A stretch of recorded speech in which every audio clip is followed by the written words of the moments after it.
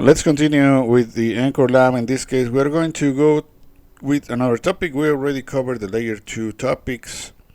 Let's go for the 3.4.c configure first hop redundancy protocols such as HSRP and VRRP. And let's talk a bit about the theory first, and then we're going to jump into the lab. We're going to talk about first hop redundancy protocols that provide transparent failover for the first hop router. First hop router is just another way to call the default gateway for a local area network. So why do we need this? Because we need a protocol that will guarantee us a way to always have a default gateway for a local area network.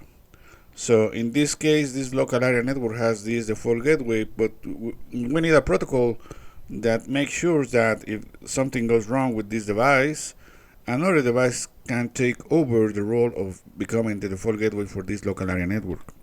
Now, the first thing when it comes to first hop redundancy protocols is that they work in groups. So you can set up a group where one device becomes the primary server and another primary device and another as the secondary device. This primary device will be the default gateway for this local area network because it will size control over a virtual IP and a virtual MAC. Remember that these users' devices have an ARP cache that is mapping an IP address to a MAC address. In this case, the IP address that corresponds to the default gateway. So you must have control of both addresses, an IP and a MAC, because of ARP. Now, these two devices must be connected to the same broadcast domain because they will be sharing hellos informing of each other's existence.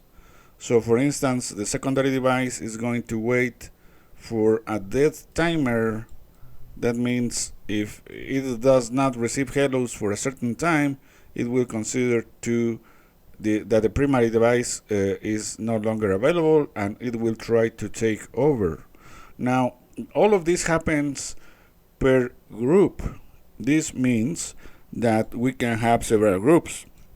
For instance, you can have another group number 2 where this device is the primary device and this is the secondary device.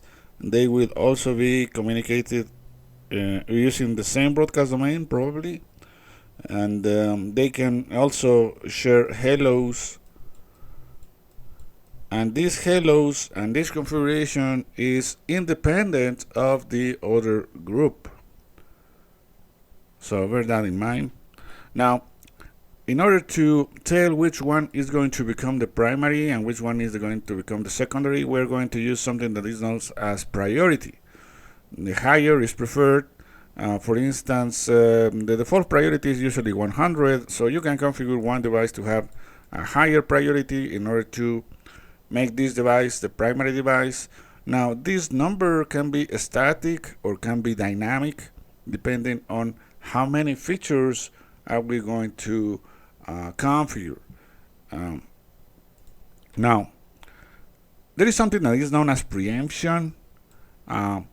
It is recommended to always have preemption enabled, because if you have preemption enabled, if this device has a higher priority than this, the first time this election has to happen, the priority is taken into account. So this is the primary and this is the secondary. But if we have preemption enabled, if for some reason this device here decrements its priority to 90, then we have another device that is actually having a higher priority. So in this moment, this device can take over the role of primary. So if we enable preemption, that is possible. With preemption, the device with the highest priority always takes over, no matter what. However, if we disable preemption, The first time the devices get turned on, the priority will tell which one is the primary and which one is the secondary. And the only way that the secondary has in order to become primary is if the primary dies. Then this will transition and take over into primary role. And if for some reason this device is on again, probably it suffers a reboot, it will wake up as a secondary device, even though it has a higher priority configured. So when you disable preemption, counterintuitive things happen, because if you have preemption disabled, you may end up with a device that is the primary device, but it is not having the highest priority in your network. So we usually like preemption.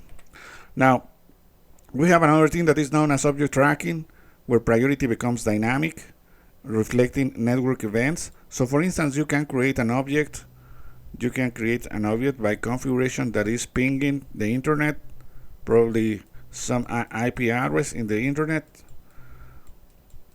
And you may configure this primary device with 110 and this another with 100. And then if you use object tracking, if this object stops pinging the internet, it will go into down state. And when being in down state, you can configure it in such a way that it will decrement some amount from the priority. So this device's priority end up being 90. As 100 is greater than 90, this device will take over. It will become primary. Only if preemption is enabled. And if this ping starts working again, this object will go into up state. So we are going to recover the original value in that case. So this device will become primary and take over the role. So this is useful when your primary default gateway loses connection to the internet, because maybe some link failed or some router failed or something failed in this link, this path. Then this configuration lets your network to be smart enough to switch over roles in order to provide your users with a default gateway that actually has access to the internet. That is an example of how you can use object tracking with connected to the priority. Now, that was a summary of how all first-hop redundancy protocols work. So now we are going to focus on a particular protocol, which is HSRP, which means hot standby routing protocol. HSRP is a Cisco proprietary first-hop redundancy protocol. Increases network reliability, and we have two versions, version 1 and 2. By default, my devices use version 1, so if you can choose to use version 2 on a per interface basis. So in this interface, you are enabling version 2. It is not a global command. Now, remember that first-hop redundancy protocols use groups. In this case, in order to select your group, you will issue the command standby and your group number. If you forget to issue the group number, by default, the group 0 will be used. For version 1, you have this amount of groups, and for version 2, you have this amount of groups. Now, what are the roles in HSRP? Remember, we have been talking about primary device and secondary device. That is because I wanted to expose how first-hop redundancy protocols work in a general way. It's like an overview. Now, when it comes to HSRP, the primary device is known as active. This is the active router, is the one that is in control of the virtual IP and the virtual MAC address, and the secondary device is the standby router. You may have other routers that will be known as speakers. So you may have your LAN, local area network, and you may have more than 2 routers. It is possible. So the primary router is known as active. The secondary router is known as a standby, and the others are known as speakers. This configuration happens per group because you can configure another group where this device is the active, this is the standby, and these two are speakers. So this configuration depends on the group. And there are several states when a router that is configured with HSRP is turned on. It will go from the initial state where it is actually not ready and it just found out it is a part of a group. Then it will go for the learning state where no hellos are received yet, then to the listening state where it has received hellos, a speak state where it has received and transmit hellos, and then depending on the priority it can jump into the standby state or the active state. We have several HSRP packets. A hello is sent by the active and standby routers to advertise each other of their presence. The Q is sent by the standby router when it's ready to take over the role of active, and the resign is sent by the active router when it is ready to relinquish the active role. Now, we remember that we talk about virtual IP addresses and virtual MAC address. In order to configure the virtual IP address in HSRP, you will use a standby, the group number, and the IP address. Remember that we talk about priority.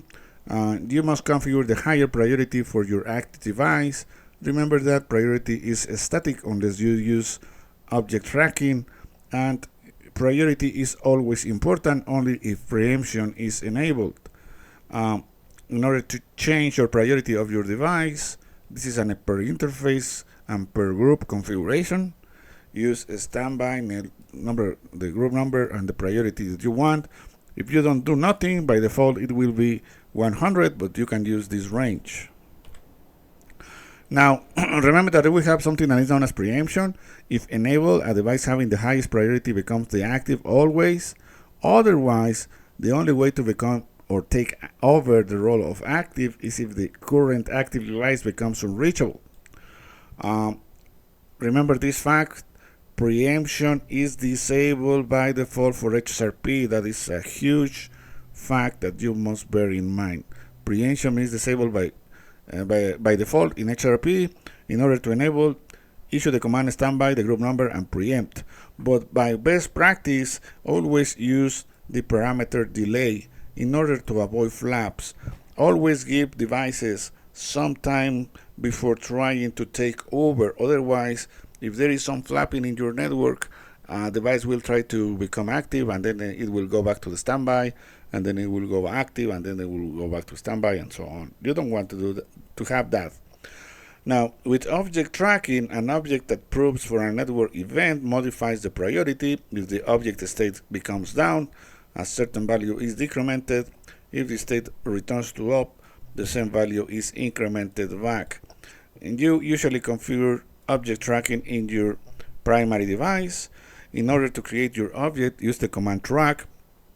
Always use the option delay when creating your objects, because if you have a flap in your network, your object will be flapping.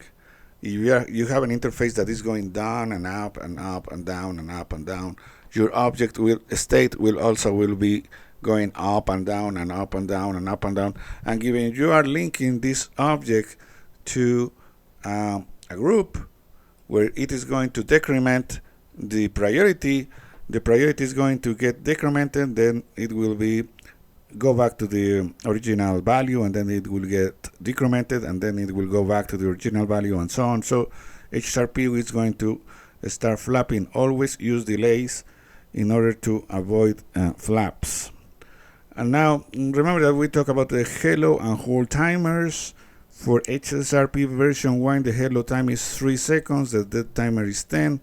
For version 2, we have 300 milliseconds and 1 second as the dead timer. People usually want to have these timers as low as possible, so most people look after configuring milliseconds timers. The support for milliseconds timers in HSRP exists in version 1. However, it had to be configured manually on all devices. Version 2 has a better support for milliseconds timer, as timers are now shared over the network. So you might go for version 2, otherwise you have to configure your timers at every single device, which is usually 2. But however, you must make sure that your devices support milliseconds timers for HSRP. If you want to configure IPv6, you have to go for version 2. Version 2, however, only uses virtual link local addresses as the default gateway. You cannot use a global IPv6 address as the default gateway for HSRP. Remember that. Only link local addresses. Now, you can let the operating systems to calculate the link local address. It will usually take it from your virtual MAC that comes along with the virtual IP. When you create your group, a virtual MAC address is created. So the operating system will take that virtual MAC address to figure out what is the link local address for IPv6. But you can type it directly using the standby command, using the group IPv6 and then the link local address. Otherwise, the operating system will calculate one for you. There is something that is known as load balancing with multiple HSRP. If you think about it, when using HSRP, only one device is active and the other one is standby. So the active is actually moving traffic and the standby is just sitting there idle. It is a waste of resources. So you can use this configuration when half of the devices uses one IP as the default gateway and the other half of devices uses another different IP. So you can configure it this way using two groups. So half of the traffic is going to use one device and the other half of the traffic is going to use the other device as the default gateway. So for instance, you can configure a red group where this device is active and the other device is standby. So for the red group, all the traffic is going to go this way, and for the blue group, all the other traffic is going to go the other way. So in that scenario, you are not wasting resources. HSRP also has support for VRRP, so you can have an interface that is linked to a VRRP and you can configure HSRP there. It supports authentication, plain text, and MD5 authentication. These are the difference between version 2 and 1. You have more groups in version 2. The virtual MAC address changes. Notice that these bits in the MAC address come from this group. There is an error here, but because it is only 8 bits, and in this case we have 12 bits. This will be the MAC address for IPv6. And version 2 supports IPv6 and uses a specific UDP port for IPv6. The default gateway for IPv6 is a link local address. The hellos use different multicast addresses. In the case of version 1, the hello multicast address has a conflict with CCNP. The hello and dead times are different for version 1 and version 2. Now, some miscellaneous features for HSRP. HSRP is supported in several types of layer 3 interfaces, for instance, routed ports, SBIs, Ether channels. Remember that if you have a stateful switchover, you have a chassis with 2 supervisor cards, a routing processor in one card, and another routing processor in another card. So when it comes to HSRP and a stateful switchover, the main processor is syncing HSRP information with the standby routing processor. So if one card fails, that means that one of your active routing processor fails, the standby routing processor will take over. Only after 2 of your 2 supervisor cards fail, that means that your 2 router processor fails, then this device will relinquish its role as active. As long as you have one supervisor leaving this device will not relinquish its role as active. Something similar happens with the stacks. The only difference is that in a stack you have an active switch that is sending the hellos, and if that active switch fails, then there is an interval where another device is going to try to take over the role of active, and maybe in that interval you will experience flaps because another device in the network is trying to become active. Now this is the summary for HSRP, just what we just talked about, and let's jump into VRRP, which is a standard protocol that is available as a first hop redundancy protocol. VRRP stands for Virtual Router Redundancy Protocol. Now, there are also VRRP version. We have version 2 and version 3. This is the way to configure version 2, just VRRP and the group number. Version 3 involves first a global command, first hop redundancy protocol version VRRP version 3 in order to enable version 3, and then you can configure VRRP with a group number and address family. Remember that first hop redundancy protocols use groups. In this case, VRRP also use groups. You have 255 groups available, so you should indicate to what group your configuration belongs to with VRRP and the group number. What are the roles? In this case, the primary device is known as master and the secondary device is known as backup. Remember that in HSRP the primary device is active and the secondary device is standby. In this case it is master and backup. Remember that this happens per group, so one device can be master in one group and it can be backup in another group. There are two states for VRRP: initialize and master, or initialize and backup. So it is a little bit more simpler than HSRP. Remember that in HSRP you have many other states, and we only have two in this case. VRRP packets. VRRP is based on advertisements that are sent between devices. By default, they are sent in a 1 second interval, but you can change that with advertisement interval command. You can increase that time. Remember that we use virtual IP. In this case, if you want to establish the virtual IP for your group, you issue VRRP group IP. VRRP has something really interesting here, because you have two routers, and these routers have a physical IP address, for instance .2 and .3, and you will usually use a non-used IP address for the virtual IP. For instance, HSRP works that way. VRRP can work that way, but VRRP also lets you use the physical address as the virtual IP address. So for instance, you can have this device that has the .2 address and this one has the .3 address, but VRRP lets you use, for instance, the .IP address in order to become the VIP. So that is something interesting in VRRP. VRRP may use one of the physical IP address interfaces as a virtual IP.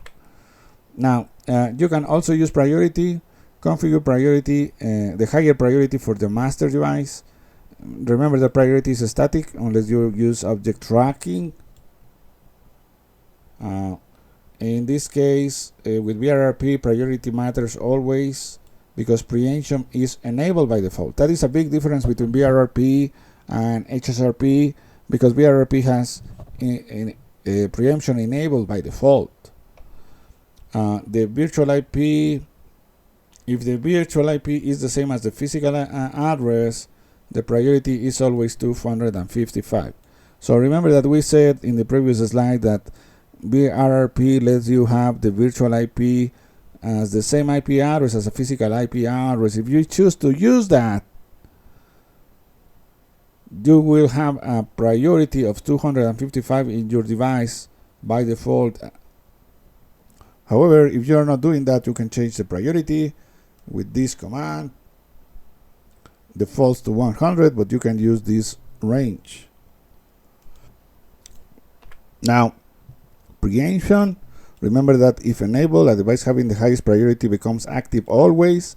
Otherwise, the only way to take over the role of active is if the active device becomes unreachable.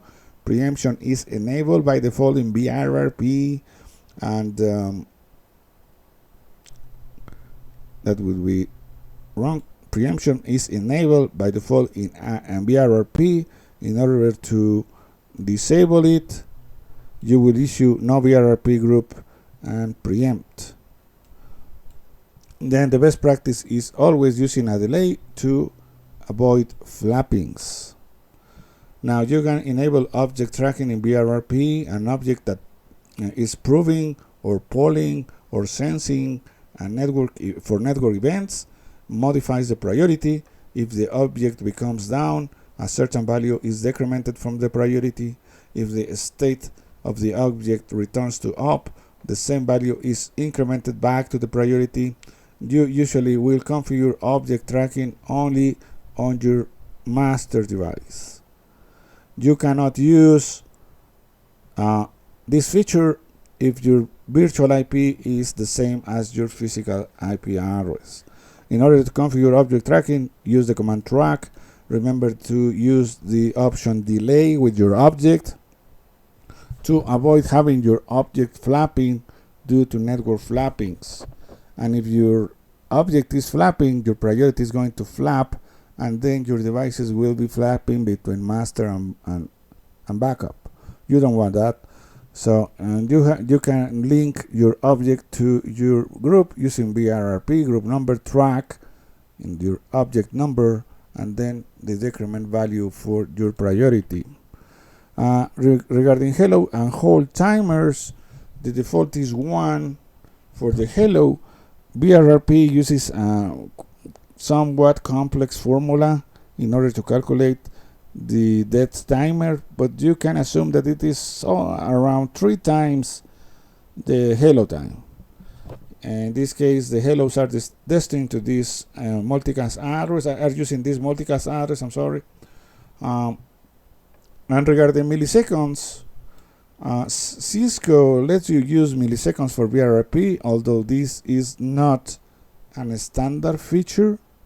You have to configure that manually, and always use millisecond timers with care, because you will be at the mercy of your network flaps and interruptions. So the master device, you can configure the master device to advertise the hello time with VRRP and timers advertise, and your new time if you want to change it from 1. And you also have to configure your backup devices to hear using VRRP timers learn. If you want to use IPv6, you must use VRRP version 3.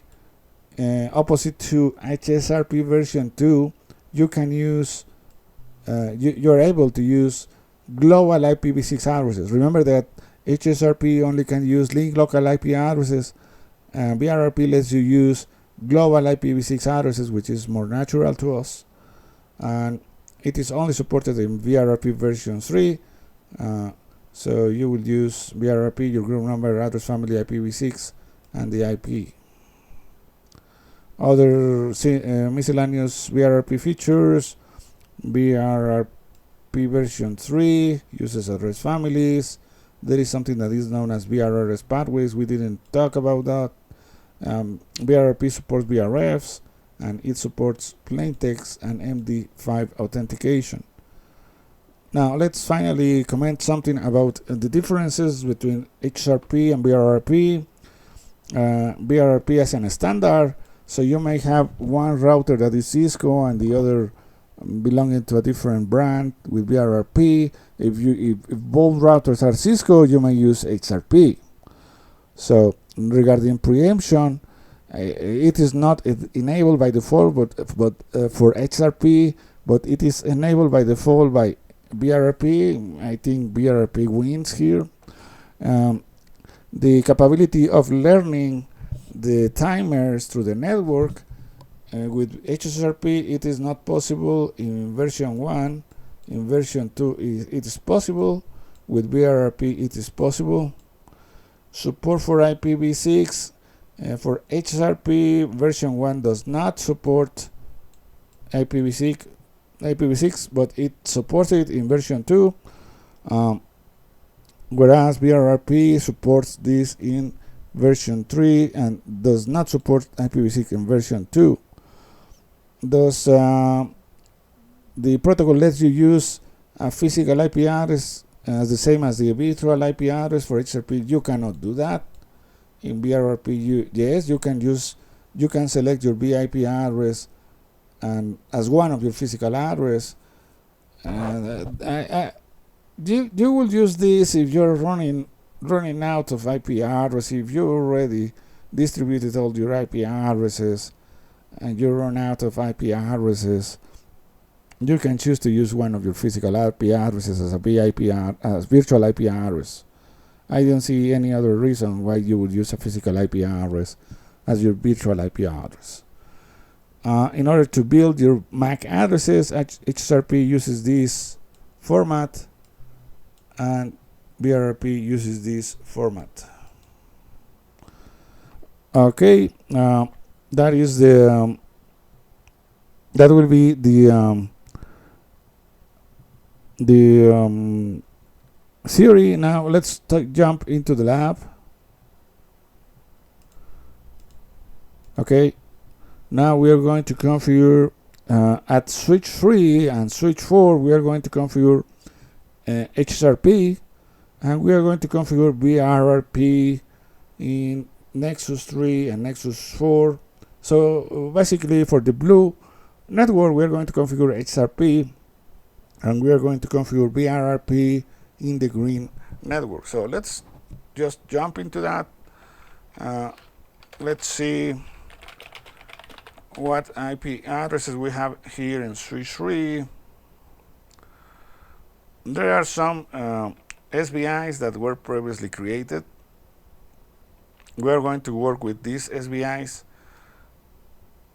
VLAN, remember that VLAN 10 is management, VLAN 100 is users, VLAN 101 is voice over IP, and VLAN 102 is guest. So for instance, if we should show VLAN 10, we're going to configure that in switch 3 and switch 4. So show run interface VLAN 10. So let's go for VLAN 10, interface VLAN 10, and then we're going to do a standby group 1 IP address 10.1.1. We're going to use 254 as the default gateway IP address. That is going to be also the IP address. So in this case, this is the active device. So we're going to increase the priority to 110. And we're going to do that in every single interface.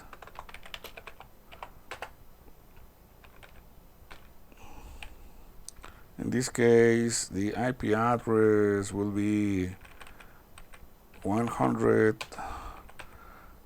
And the priority will be 110, and then for the voice over IP,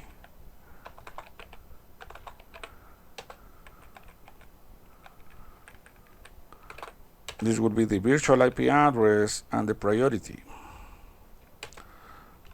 So let's do the same. This will be the standby router for this VLAN. So interface VLAN 10. Standby group 1 IP 10.1.1.254, and then that will be it. Then we're not going to configure priority because we're going to let it as the default, which is 100. In this case, we're going to, I forgot to enable version 2 for VLAN 100. Let me do that here.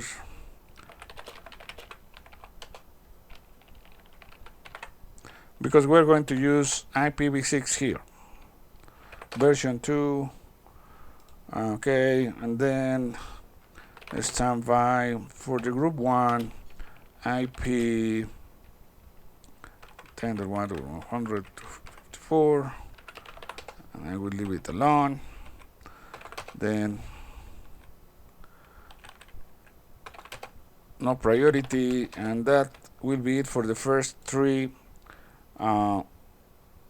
VLANs. So let me issue standby IPv6 autoconfig,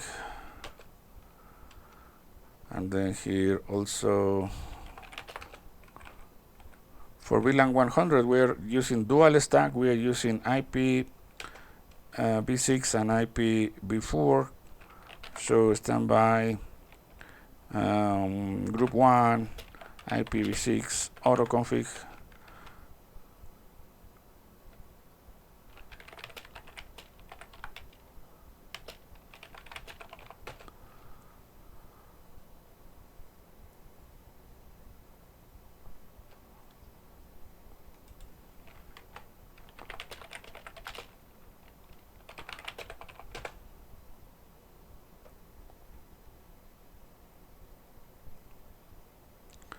Okay, we're going to use a different group for IPv6.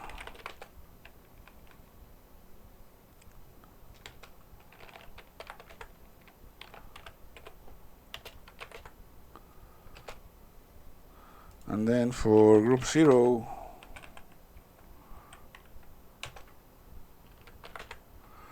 this will be the primary. So how can we test our configuration with show standby? For instance, for VLAN 10, this is active. And then for VLAN 10 here, this is the standby. The virtual IP is this. The local priority is 100. The local router is in standby mode. It has detected that the active router is switch 3 that has a priority of 110. Whereas in switch 3, this is running as active. Its local priority is 110. That is why it became the primary or the active device, and it is detecting that the switch 4 is the standby router. Now that happens for VLAN 100 as well. In this case, we have two groups in VLAN 100. Group 0 that is using this local link local IP address as the default gateway.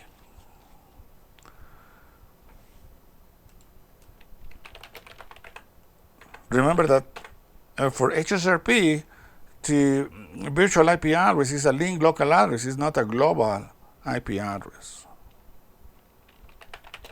IPv6 address. Remember that with IPv6 you have several types of addresses. Global IPv6 addresses are assigned IPv6 addresses to you, and these are globally routed.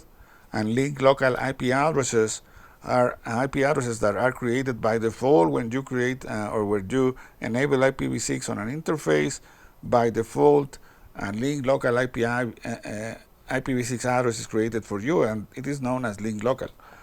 Now this is the link local 573FF-FEA00.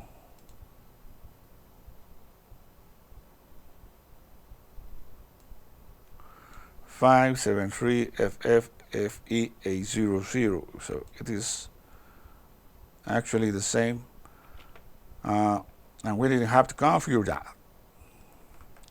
So let's configure the other VLAN. In the case of the other VLAN, for VLAN 102, which is the guest VLAN, we are going to configure it a little bit different.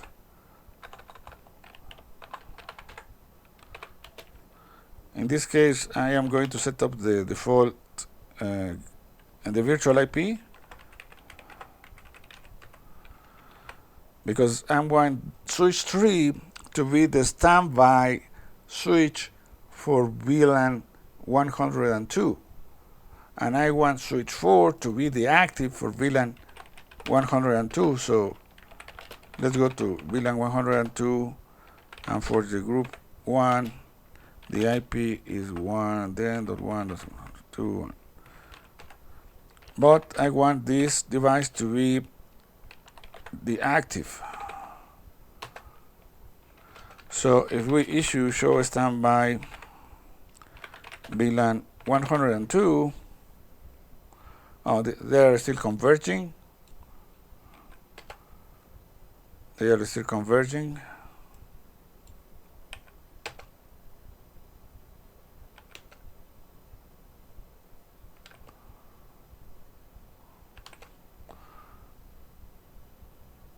Okay, now it's active. Remember that there are several HSRP states. Speak, it goes through the speak to the standby mode, then to the active state. Now, for VLAN 100, switch 4 is the active.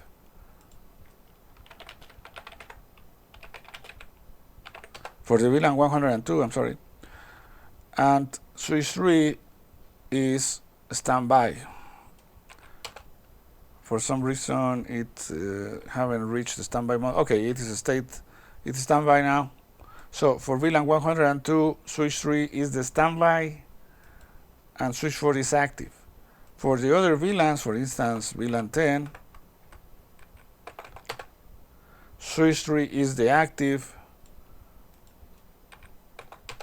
and switch 4 is a standby. So we are trying to load balance here. So switch 3 will be the active for VLANs 10, 100, and 101, and for VLAN 102, switch 4 will be the active.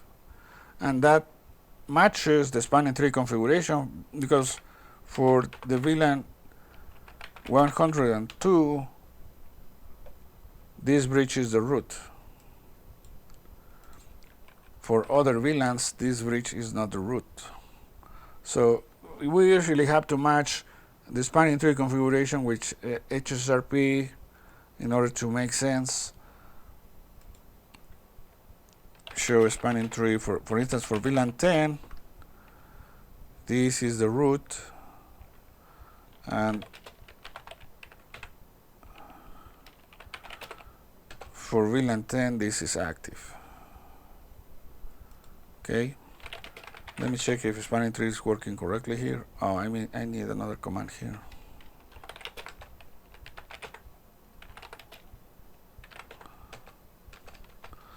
Okay, now let's go for that will be all for HSRP. Now, actually, my devices should be able to ping the default gateway. Let's see, for instance, I should be able to ping my default gateway. Otherwise, we'll have to do some troubleshooting here. This device is connected to gigabit 10 of the access switch.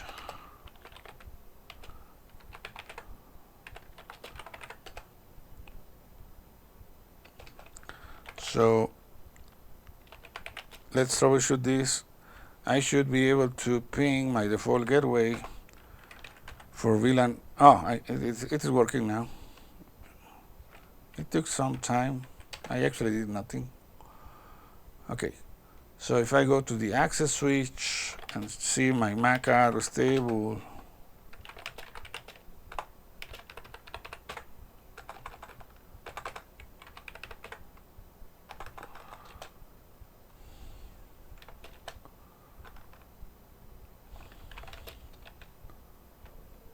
Oh, sorry, I'm different switch. This is my access switch. Show MAC address table. Okay, I can see 10 gigabit 10 here in this part of the diagram. Oops, I can submit. Okay, gigabit 10 goes to this device here. So this is the MAC address that I'm seeing. Now, the default gateway should be seen from port channel 35. Notice that I am seeing this. These are the virtual MAC addresses that correspond to each VLAN. So for instance, with VLAN 100, I can see this. For VLAN 101, I can see this. VLAN 102, I can see this. Let's issue this.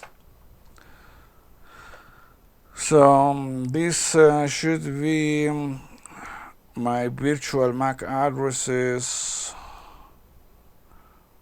for HSRP.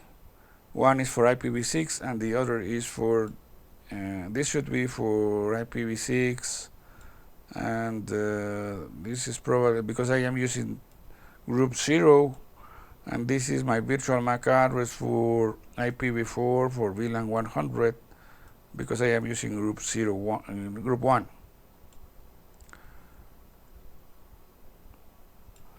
Okay.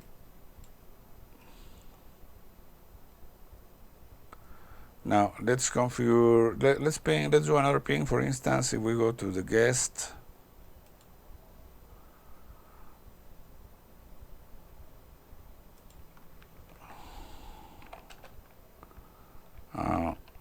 it should have the IP address 10.1.102.1. Okay, let's set it up.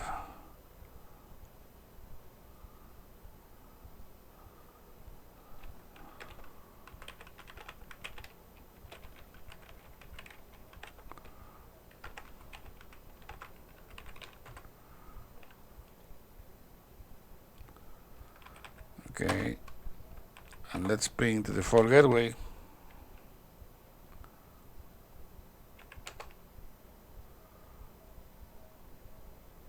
We should be able to see that. Let's go to the access switch, troubleshoot this. Why are we not reaching the default gateway? Now we're working with VLAN 102. We can see the MAC address that comes from. I cannot see the MAC address coming from the user. So let's see what's going on with gigabit 12.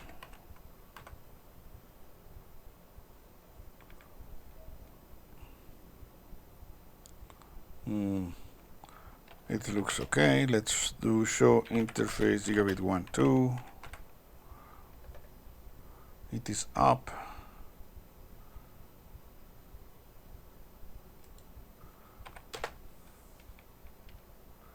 However, let me see if I am using the correct device. It seems to be the correct device. Okay. Guest. Oh, I'm sorry. I was using a different device. Probably I click another device.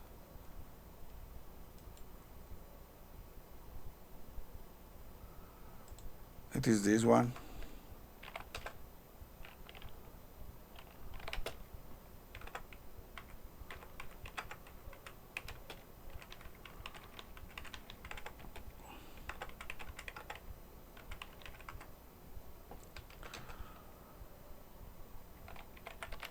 Let me see if it pings itself. and the default gateway. Okay, it is working. I was working with a different device, user 1, PC 18. It is another.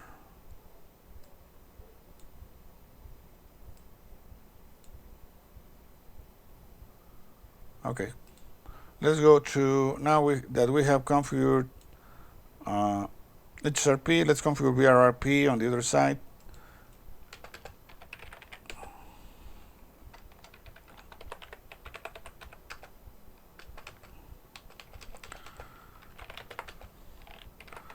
Featured VRRP version 3.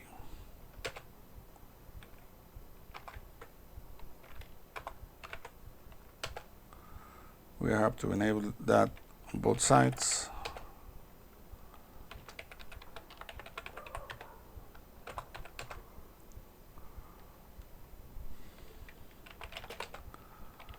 Featured VRRP version 3.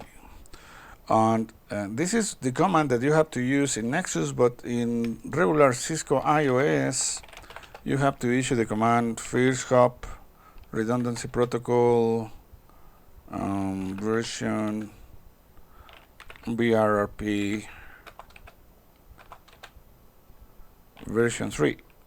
So when we are using VRRP in Nexus, the command is different. In this case, Nexus is based on features.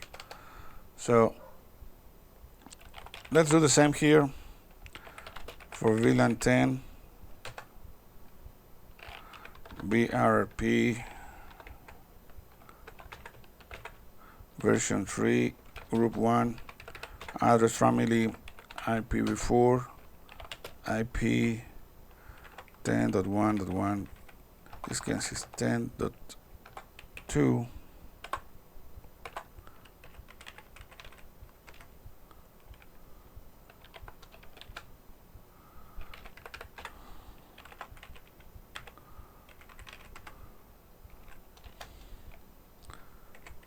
Okay.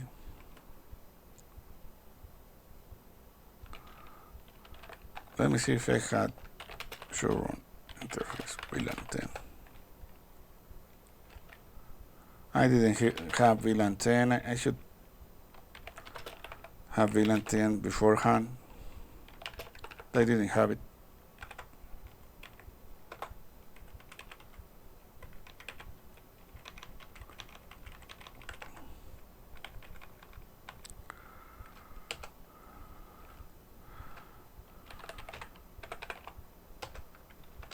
Okay, let's do that in this other switch.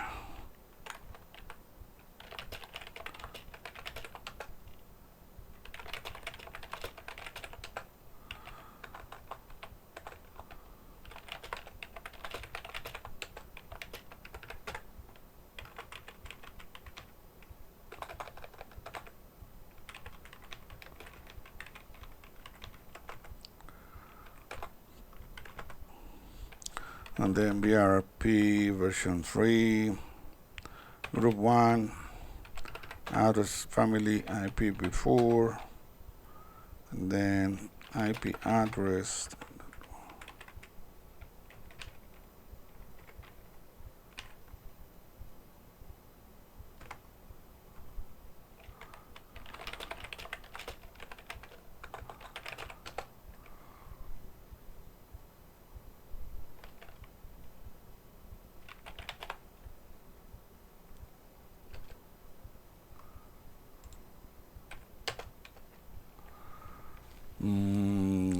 let me see what's going on.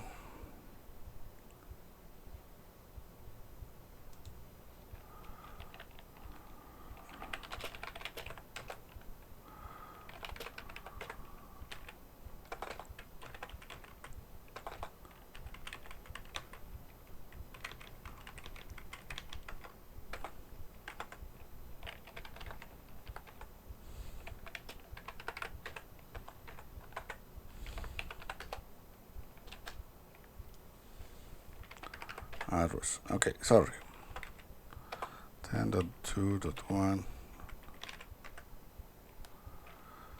Then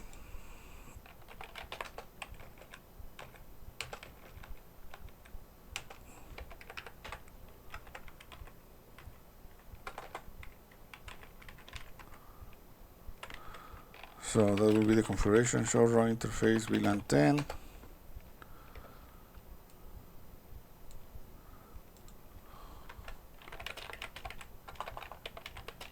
So in this case, Nexus 3 will be the master, and Nexus 4 will be the backup for VRRP, because we are configuring a large priority that is greater than the default. So let's issue show VRRP version 3 VLAN 10. Oh, interface is down, so no shoot.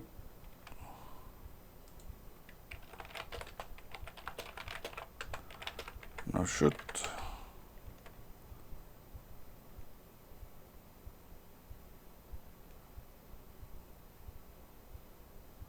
Oh, well, it is it's having a different wrong mask address, so let's configure the correct IP mask.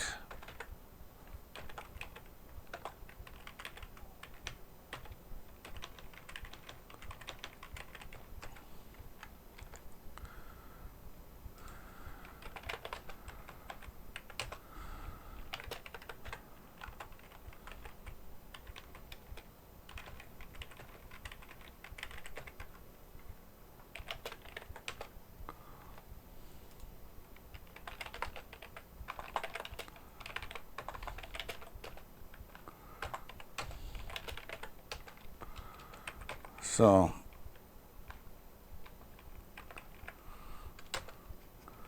okay, for VLAN 10, this device is the master.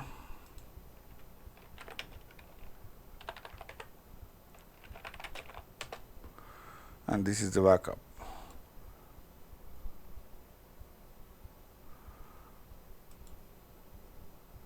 This is the master because it has a priority of 110.